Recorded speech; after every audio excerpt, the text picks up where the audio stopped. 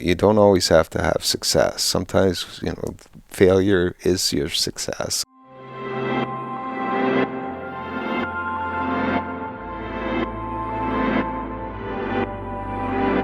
My name is Ben Charland, and you're listening to What on Earth is Going On. My guest this week is James Brown, President of Limestone Technologies and also of PLANTChoir. In this conversation, we talk about polygraphs, which is what Limestone Technologies addresses and focuses on. We also talk about phallometrics. We dig into PLANTChoir, this app, this device that allows you to hear the music of plants from electrodermal activity, or the skin response of a plant, which can also be used on a human or any other animal. The background of why PLANTChoir came to be, the broader world of electronics and technology today, artificial intelligence, and Kingston. It's a fascinating conversation, and I hope that you take the time not just to listen to it, but to let me know what you think of this episode and any other. You can go to the website whatonearthisgoingon.ca, and there you can find links to social media and just an email address to send me your thoughts on this episode or any other. You can also give this podcast a rating and a review on Apple Podcasts or whatever podcast app that you use, and also on Facebook. I look forward to your thoughts and your suggestions. Okay, James Brown, welcome to the podcast. Well, hello. Glad to be here. Sure, it's great to have you. You're the president of Limestone Technologies, as well as PLANTChoir. Is that right? That's correct. Yes. So what's Limestone Technologies about? Limestone Technologies is about public safety. To just sum it up in a sentence, so it's public safety. So that's our ambition is public safety, and our focus is credibility. Looking at credibility assessment and various paradigms that are used to assess that. Right. So lie detection might be one of them. Lie detection is another way of saying that. Although we're not detecting lies, we're measuring physiology. So we call it credibility assessment. We're not really detecting lies. We're looking at your physiology and changes in your physiology in response to being deceptive. So, right. Yeah. And it's interesting because a lot of the work you do at Limestone Technologies is about, and the software behind it too, but about taking someone's physiology and the electricity that might run through a plant, for example, and seeing what comes out on the other end. And you guys have been doing this I know you've been doing this for much longer when you were working at Queen's University, but you guys have been around since, is it 2003? Is that right? We started writing the polygraph software in 2002, but Limestone was incorporated in 1999, and we were working on another paradigm, phallometrics, it's called, and that paradigm is used for evaluating sexual preferences. Right. And we developed that product. It's used broadly in the UK and Canada and the United States. It's used as a treatment tool for psychiatrists would use phallometrics as a measuring stick for the effectiveness of a pharmaceutical treatment they might be using. So they want to see if that's working, and they would use phallometrics to measure the value of the solution they're trying. And psychologists that are experimenting with behavioral solutions would also use it to assess progress in that in their behavioral solution. And there's a recent venture for you guys, which is pre-employee screening, right?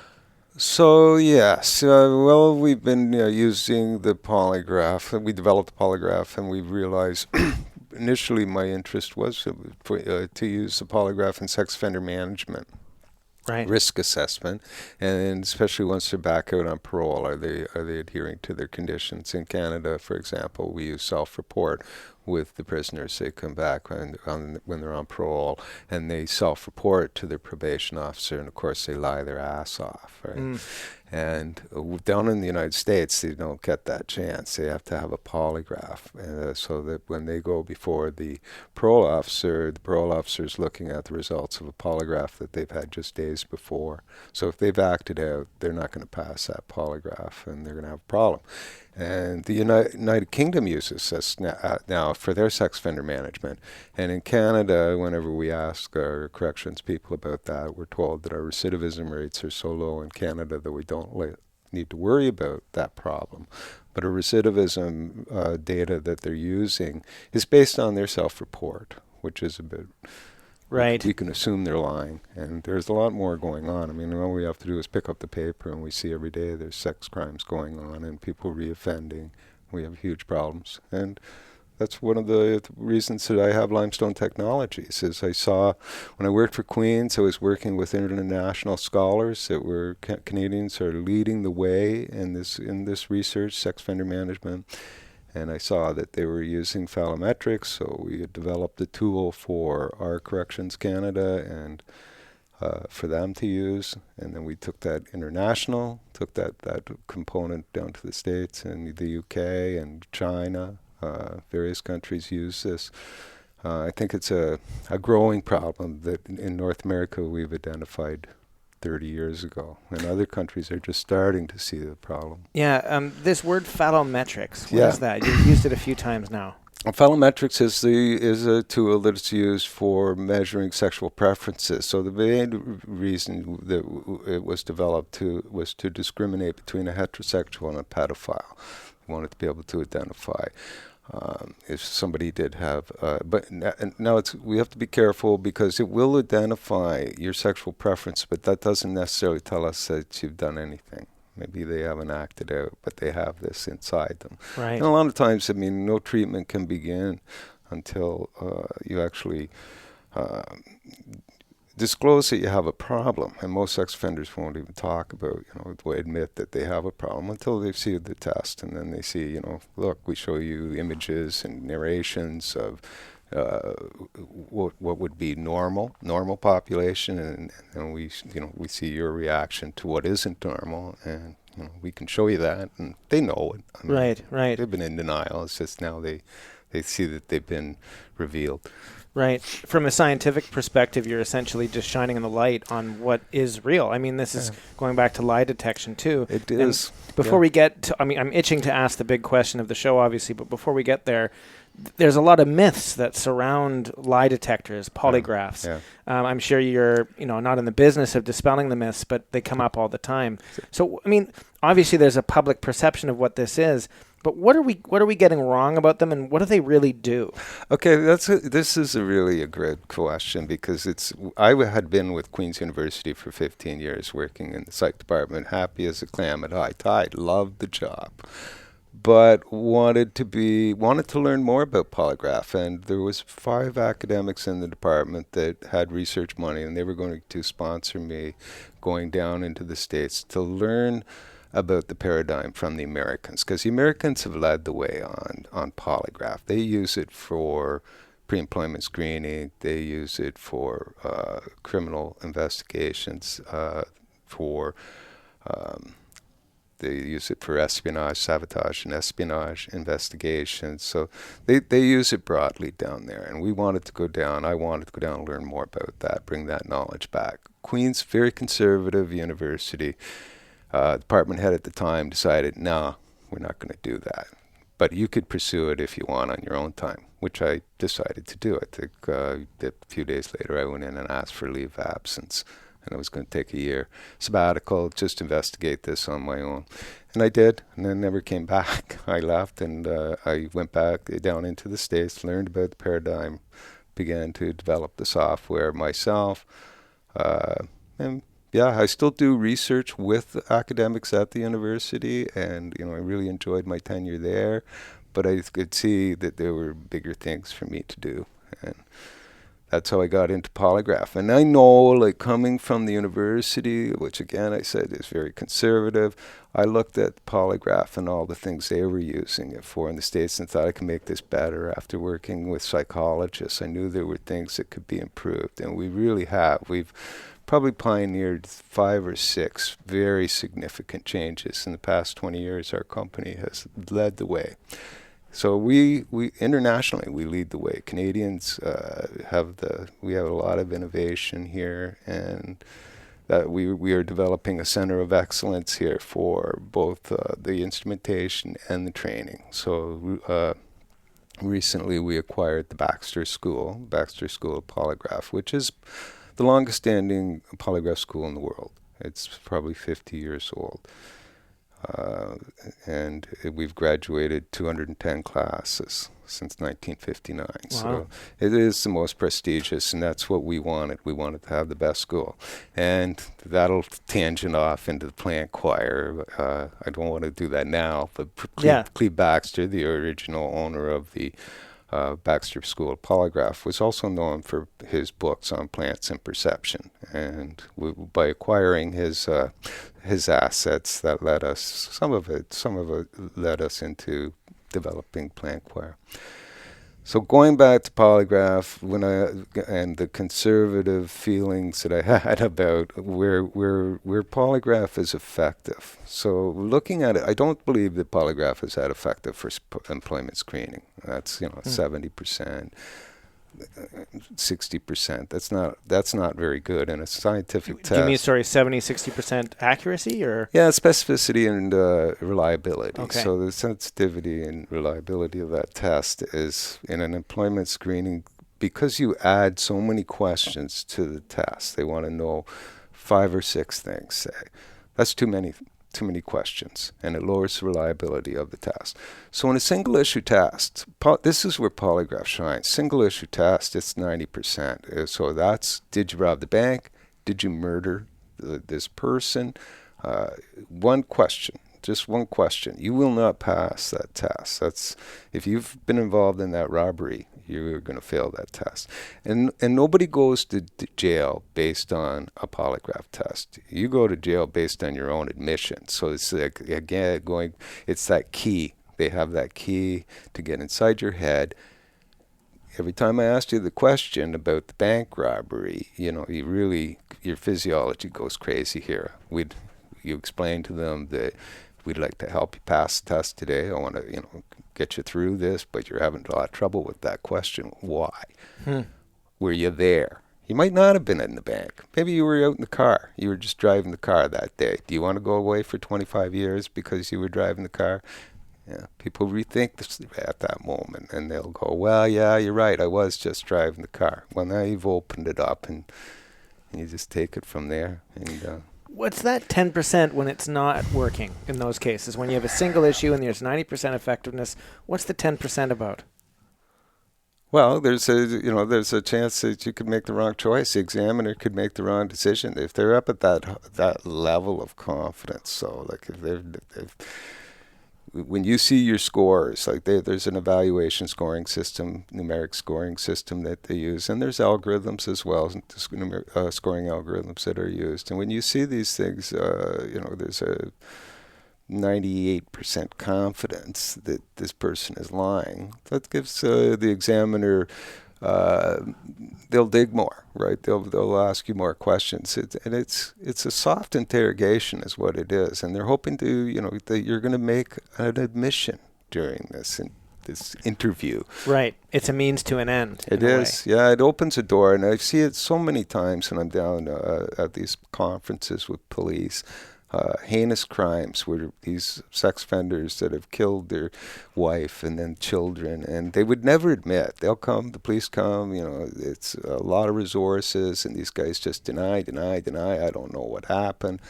Then they get a polygraph, and they cave in, and they admit, and it saves everybody a lot of time and money, and he goes to jail where he should be. And so correct me if I'm wrong, but when I lie, typically... Yeah. The physiology of my body changes as opposed to when I tell the truth. Is that a right way to, is that the way to put it? Yeah, there's a storm going on inside your body when you're lying. There's you're lying, and it's like a hurricane in there, especially if it's something that's consequences. If we just do mock crimes, a lot of polygraph research is based on mock crimes, which isn't the best thing. That's one of the weaknesses of the research. It's hard to have the real thing and then find the normal population, and it's a hard thing to research polygraph. That's probably another reason why the university shies away from it. The academics don't want to do research because there's a lot of variables involved in polygraph. So it's hard to predict any level of confidence with things that are changing all the time. Right. The environment, the examiner, the questions, it's hard to standardize the test. Like any scientific experiment, there are so many variables at play. Yeah. I come from a theater background, and so I spent a lot of time acting. And we talked a lot when I was in theater school, and then when I was, working on plays as an actor or as a director, a writer, whatever, and about the idea of a lie detector test, and that a good performance is hopefully one that passes the test. Now, this is spoken from ignorance of anybody who was involved in lie detection or polygraphy at all. But the idea is that you, as an actor, would know your story so well that you weren't lying anymore, that it was a truth that was in you, that storm that you mentioned had passed. Now, I'm just talking from the anecdotal experience of, creating performances and creating a background for a character and being able to put that character into a different situation and not have to quote unquote lie. But I ask you, as someone who's been doing this for most of his life, I mean, is that even possible to quote unquote fake a test in such a way, to have such a deep reservoir of knowledge that you don't have to feel that you're lying anymore, but you're telling a truth that you've learned unto yourself? Yeah, it's a good question. Yeah, I do not, as an engineer, I don't have an answer for that. But like the psychopath probably believes himself. Today's current politics, that individual believes every word he says, I'm sure. So, right. It's and it would be hard to, if somebody actually believes, then they don't have an emotional response. A narcissist would not have the same emotional response. So. Or shame, I guess. They wouldn't feel ashamed if they were aware that they were lying. Okay, last question before the big question, and we've gone on for quite a while on this, but I find it really interesting. What have you learned about human nature in your work in this field? Like, what have you discovered about the way human beings are, and who we are, and what's at our core?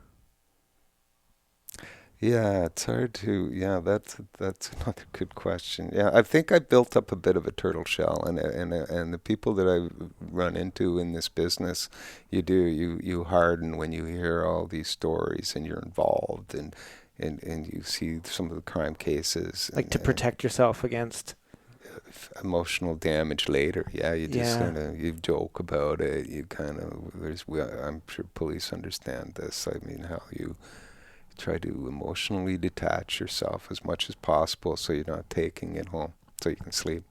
Yeah. Because you do hear some rare, very awful stories, and we like to think that, we've evolved and we wouldn't do those sorts of things to each other anymore, but we do. Yeah, it's almost the way you have to approach whether it's crimes or history, looking back at, say, the Holocaust, knowing that this was a human act, that it was a human, that it was a thing done by humans to other humans. It wasn't a robot, it wasn't an alien species, and therefore I have to accept that there's a part of my humanity that is capable of such things. And if I go to bed at night believing that, I'm not going to wake up well in the morning. And I need to protect myself against this. I mean, I've read about police officers who have to look through thousands and thousands of images of child pornography in order to find the person committing the crime. And I just can't imagine. I don't know how. You'd have to have more than a turtle shell. You'd have to have an atomic bunker to protect yourself against the damage that would do. But this is the work that needs to be done too. Yeah. I'm sure there's no way you can do this and not be affected. There's just no way. Yeah, and the sharing of stories that you were mentioning too. Yeah, if you're sitting with a group of examiners, they'll start to talk about war. You talk about the guys in the military that have been over in Iraq and Afghanistan. So they're polygraphing their own people.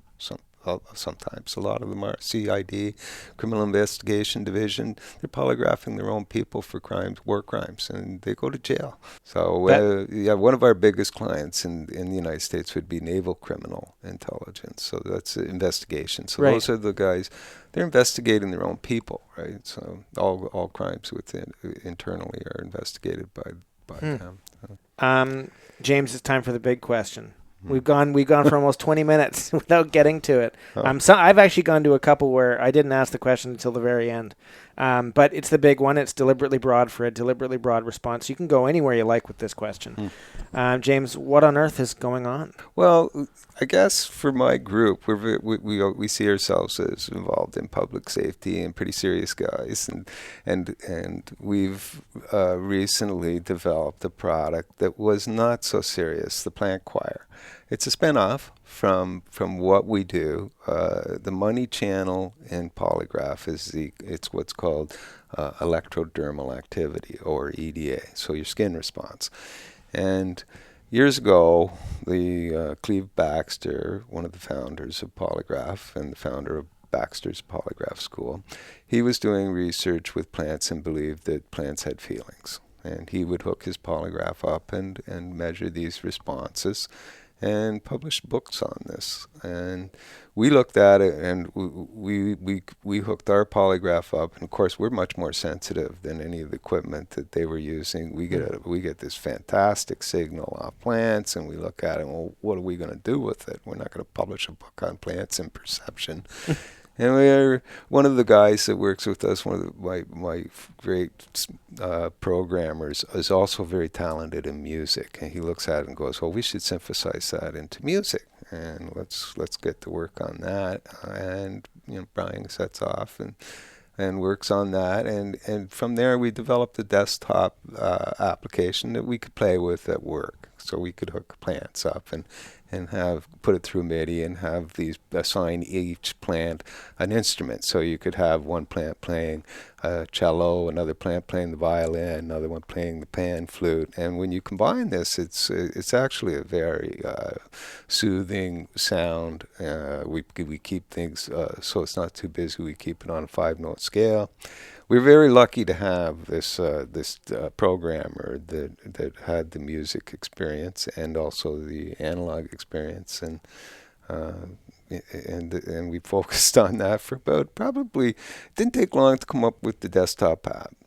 And then we thought, well, the next step would be to take it to we wanted to make it a Bluetooth app and take it international, start selling this thing, not just using it around our office.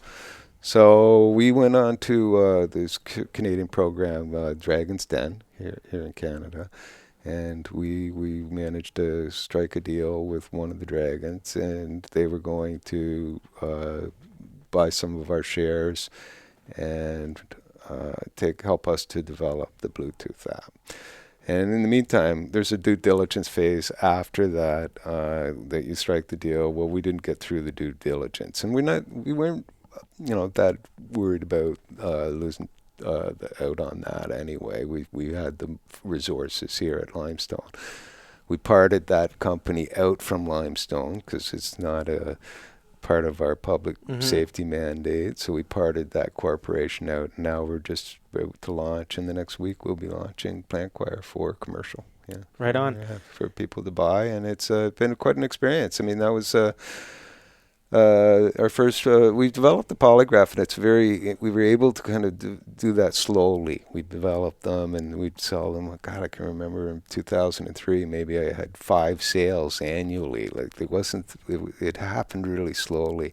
And this device the PLANTChoir, I suspect it's going to really overwhelm us as far as the volume of sales. It's a small item. It doesn't cost a lot, and that's not our expertise. So we'll have some teething pains here, I'm sure, just kind of keeping up with the orders because it is unique. I don't think there's anything like it that you can buy. We've patented it. It's ours for North America, and we're looking forward to success with this. I think it's going to. I predict it'll be very successful, but I'm a businessman, and I'm always the optimist. Right. I've got a lot of questions for you about this, but the first one would be, can you hook it up to a person, and will it respond to that? Yes, you can. So people have asked me about that, particularly with kids with autism and stuff like that, so that they would have a way of communicating. Yes, it will. It will work really well off a human. Interesting. Or an animal, or anything with a physiology. So plants have a physiology. It's a biology, but it's not much different than what we have. So. And the basis of this is that you're sending an electrical current through the plant or through the organism or whatever it is, and then that there's actually a plant right next to me here in your office, and if there was another one in the office, they would have different resonances with that electricity, and that's what's coming out. That's the output, and then the output is filtered through these musical notes, these on a 5-note scale. Is that generally correct? What's going on? Yeah, that's exactly it. So, and then we're not, who knows why the plant's changing? Its physiology is changing, just like yours is changing. Like minute to minute changing. Second to second, it's changing all the time. It could be, the heat change in the room, or a light change in the room, sound. I can't. Or just its state, the place in its cycle of gathering nutrition and sunlight. I imagine there's many things that could cause it to change. Yeah. Yeah.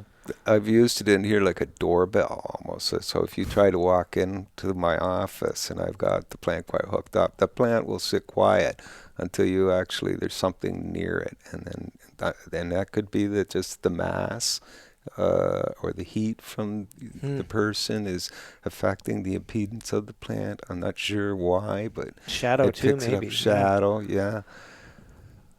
I had them in my house for a long time when I was developing it, and I find that sometimes the plants can actually drive each other. So one plant would start to get active, and then that would cause the other plants to become more active.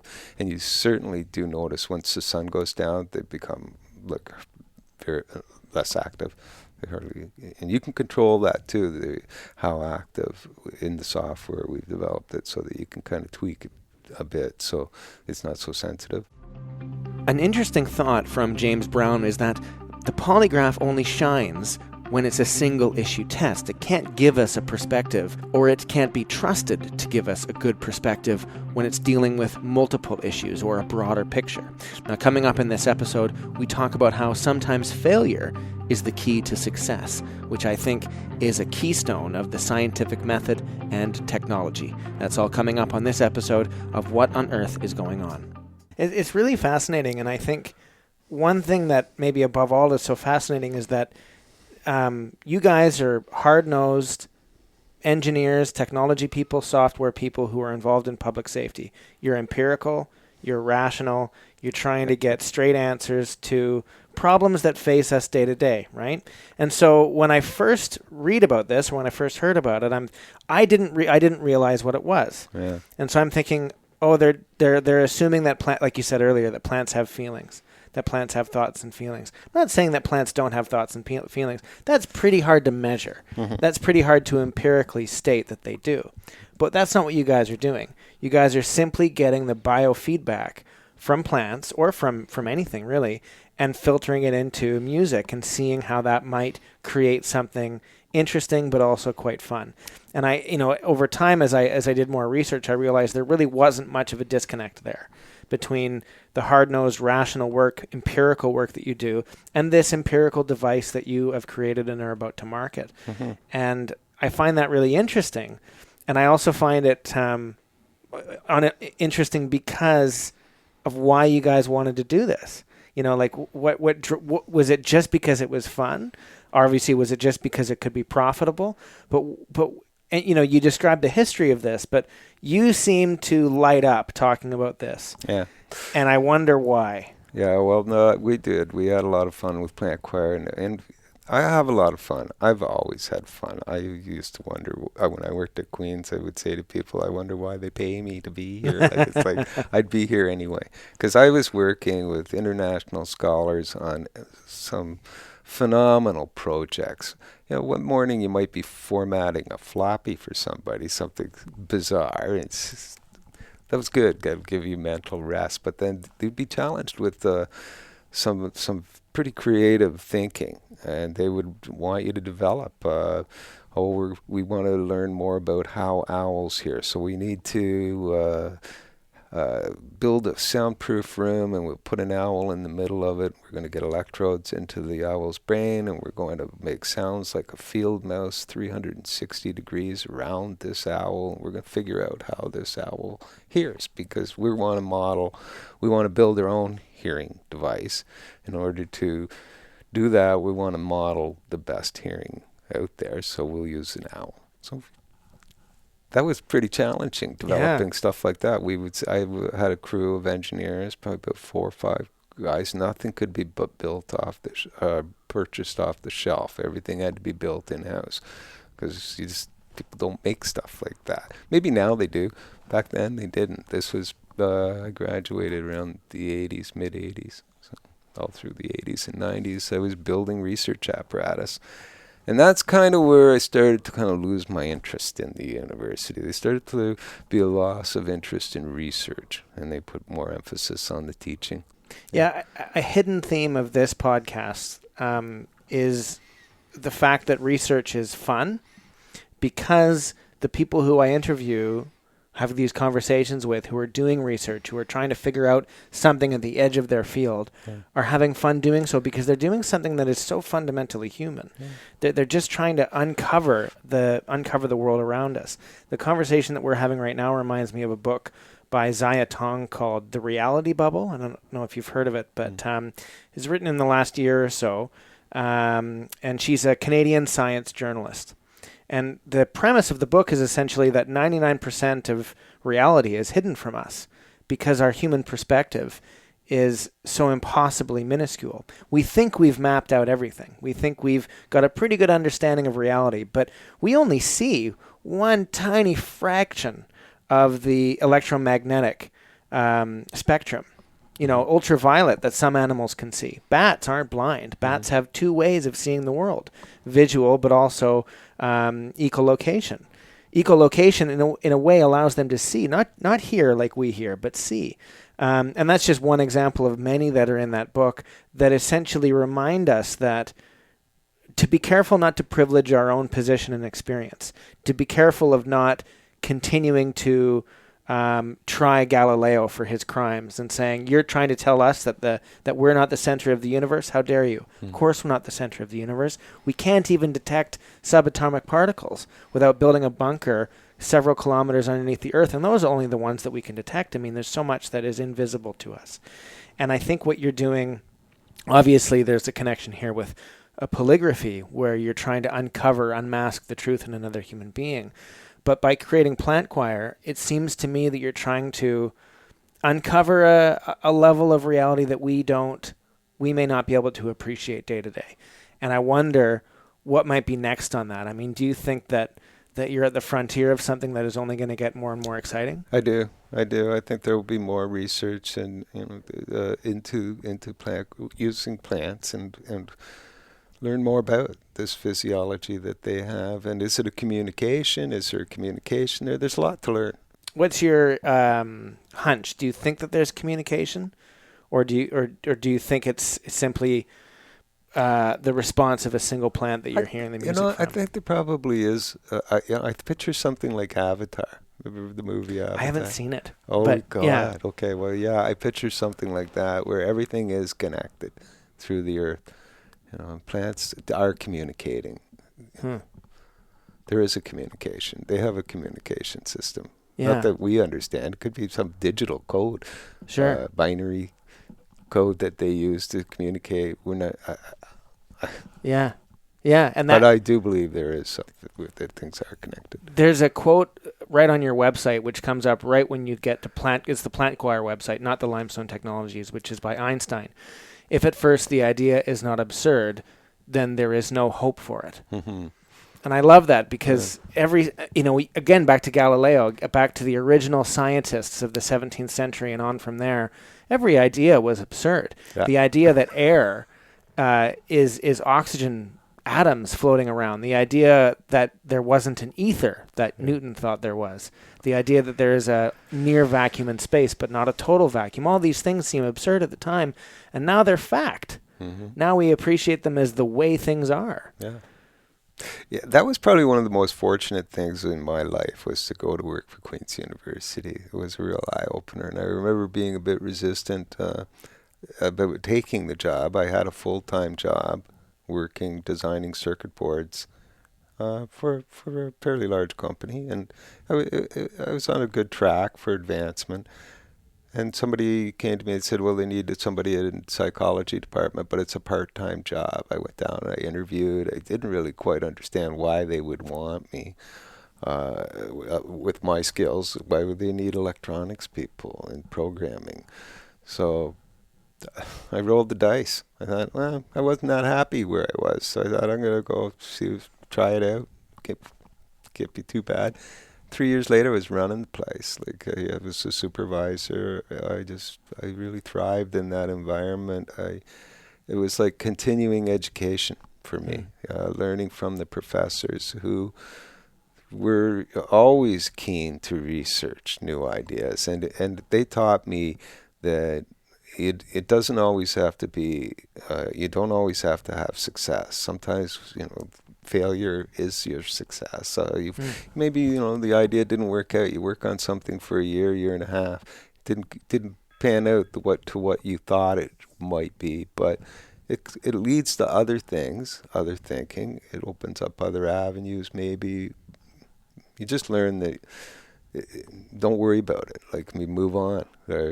Let's take away what we can from this and move on, or we'll expand on it. Maybe it does bear fruit. Well, in transforming a failure from a pothole into a stepping stone, it might be a failure, and that's okay. And I think that's the inspiration of the scientific method. Yes. That in proving something wrong, you're getting closer to proving something right. Yeah. Sometimes the most important scientists in the world, the major thing that they've done is said that this actually doesn't work. Yeah. This actually isn't true. Yeah. Well said. You've just talked about your background in electronics, and you've been in the game for a long time now. How has the world changed in your career? I mean, there's a very easy example of this, the floppy disk that you mentioned about 10 minutes ago.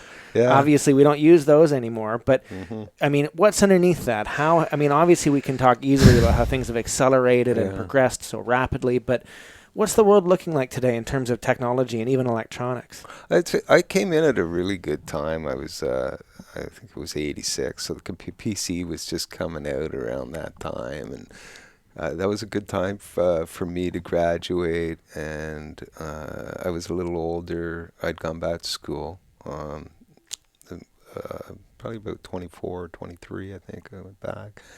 And so I was a mature student, and the whole attitude was much better when I went back, and I did well. I really enjoyed it. I enjoyed that. I've kind of lost track. I'm just asking about, going back to... No, it's okay. Going back to what you just described, which is great. How have things changed to now, and what does the future look like? Yeah, so what I've learned is it's changing all the time. Whatever I learn, you learn one language in machine language, and the next year that's no good. You're moving on to something else. Operating systems at Queen's, you had to know Unix, you had to know the Apple operating system, you had to know the Microsoft's operating system, OS Warp. Like, you just had to have knowledge of everything, because academics weren't bound to one vendor. They would use whoever they wanted, and then your job as support was to come in and help them and make things work. So you had to have a good understanding of everything, which required constant re-education. So I was constantly taking courses at St. Lawrence or Queen's to continue education. It just never ended. I'm learning Spanish right now. I thought that learning never stops. That's going to be part of my life forever. And that's a wonderful thing. I think that's another theme of these conversations. What does the future of technology look like? I know that's a broad question, and I know I'm asking you to hold the crystal ball for a second, but hey, let's go back to those absurd ideas. Yeah. Well, like I did, for 20 years there, it seemed like it was just changing very rapidly. Now we seem to have things have settled down, and there isn't so much change. We seem to have reached a period of stability. That's interesting, because I think most people would respond to that and say, oh, everything is changing so quickly, and tomorrow is going to look that much different from today than it did yesterday. But there is a certain stability to our technological paradigm. Yeah. I know what to expect when I turn on a phone or a computer. I know where things are, and I think we're not. And I would be surprised if it's going to be as different 5 years from now as it was 5 years ago. I don't know if that's true, but I think there is something there. I just look at things. Sometimes we're trying to push the envelope too fast, like the self-driving cars. I look at that, and as somebody that's owns electronics, I look at that. That's an accident waiting to happen. There's too many variables there, a lot of variables, and people's lives are at stake here if something goes wrong. So, yeah, cars weigh a lot. And a mistake could be, have big consequences. Do you think that that's in the future, or do you think it's maybe just farther off than we? Oh, we're expect? pushing it. They've got cars on the road today. Self-driving cars. Google. People have BMWs experimenting with them for sure. Right. They're on the road. Just from my electronics background, I look at that and I think. Is it using communications from satellites? If I'm using my satellite radio and come up under a cloud, sometimes I lose reception. Right. What happens? Yeah. Who's responsible? Right. I wonder. This must be a question for the insurance companies too. Who's responsible in a self-driving car? Well, I'm sure they've already had to address this because there are some cars that are partly self-driving. You can turn on the autonomous switch and all of a sudden your car is turning within the lines and you're supposed to be paying attention. But yeah, there's the pressure for this to happen is intense, and the technology may not be able to keep up as fast as our desires for it will. James, I've got 10 things for you to round out our conversation here. So you can react to these in any way you like. So the first one is music. Love it. Part of my day, part of my everyday. Perfect. Yeah. The second one is related to that. Mozart.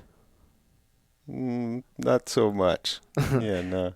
Not my cup of tea. The reason I ask that is because there's some research that suggests that plants do respond to music played in the room that they're in. Absolutely. But they don't, this is total generalization, and I really don't know how much research is done on this, but they don't like rock music. They do like classical music in general. I've found that they can be driven by crystals, by rubbing crystals, like the crystal bowls. That will make them active. We've seen that. Interesting. Yeah, crystals. I wonder what the drive would be behind that. Energy. Yeah. Quartz energy. Yeah. The third one is, and it's something we didn't talk about, but is related to a lot of this, which is artificial intelligence. Very interested in that, and that would fall into public safety and our credibility assessment. So we're researching that. That's in our vision. It's not something you're applying right now, but it's something that you might use in the future. It's in our radar for sure. Yeah, we're looking at that because we probably I would dedicate 20% of my resources to research. So.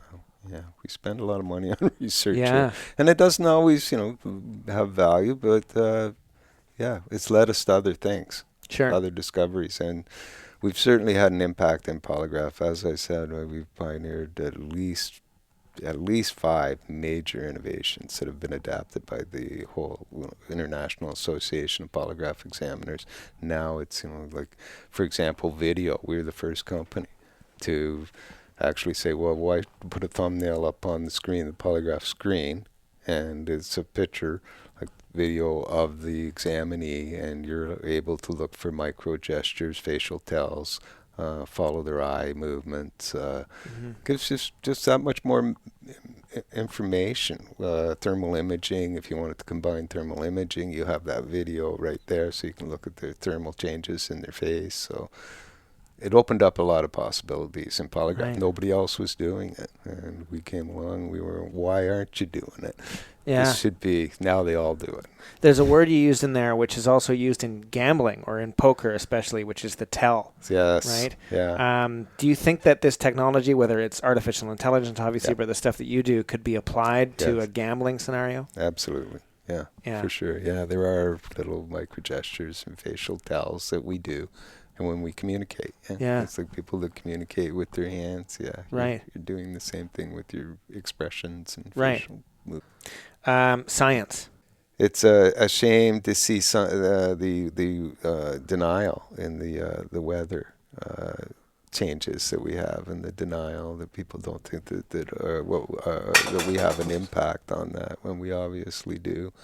I'd like to see more there. Technology. big part of my life. Yeah, no kidding. Yeah.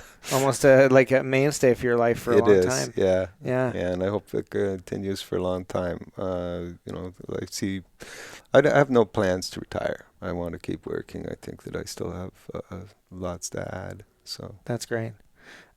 Kingston. love it.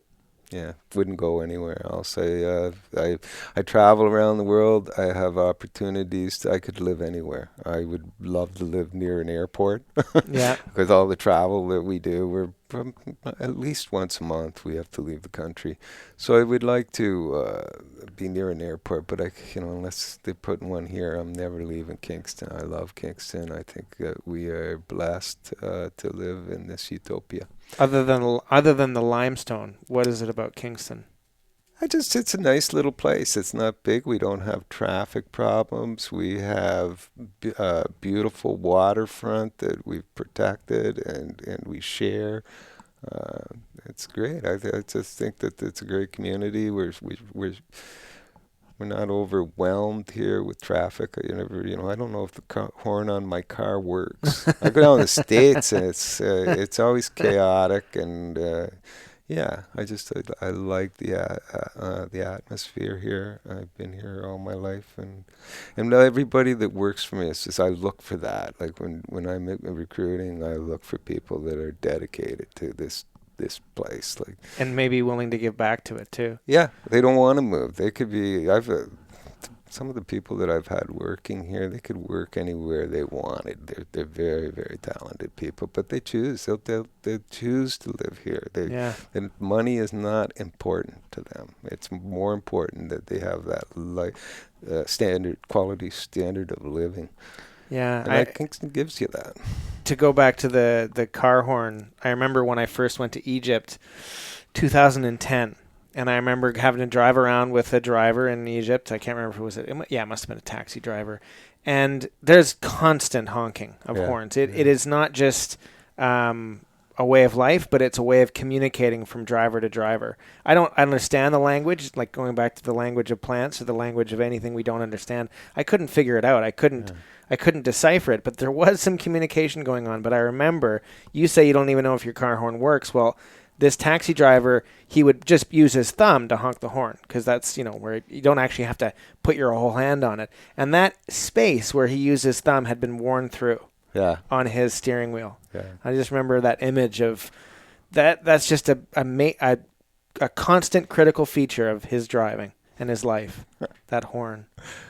So I remember my good friend from Egypt, Isam, coming here and standing on Division and Princess Street. That's our main thoroughfare for Kingston. And he's like looking up and down, north to south, going, "It's Saturday. Where is everybody? Where is everybody?" And it's like, this is it, Isam. This is it. This is all you're going to see. Where are all the people? Is there some? He thought that we'd had some disaster.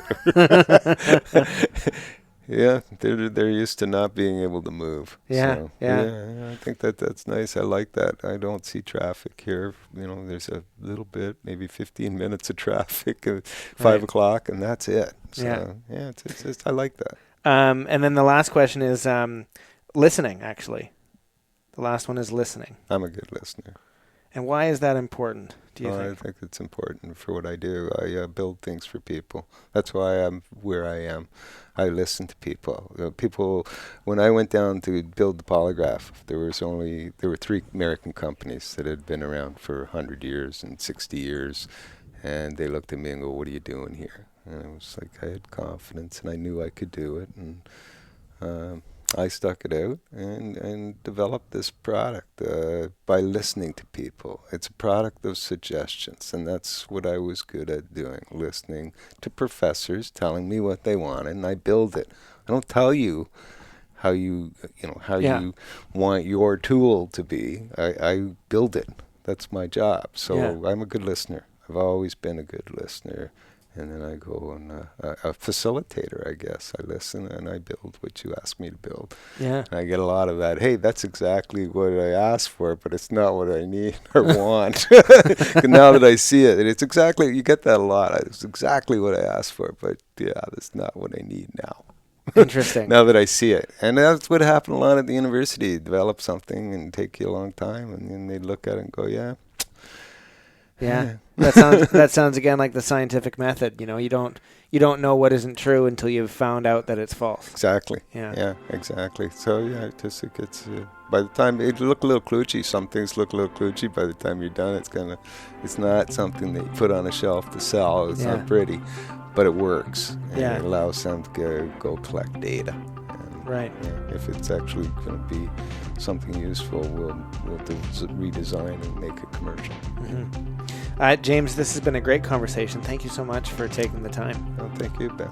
To learn more about James Brown, go to the website, whatonearthisgoingon.ca. There you can find all previous episodes, as well as a way to get in touch with me on social media or by email. You can send me your suggestions for future shows, whether it's a guest you'd like to have on or a topic you'd like to have addressed on this podcast. Now, your quote of the week is from Albert Einstein, who says, "If at first the idea is not absurd, then there is no hope for it."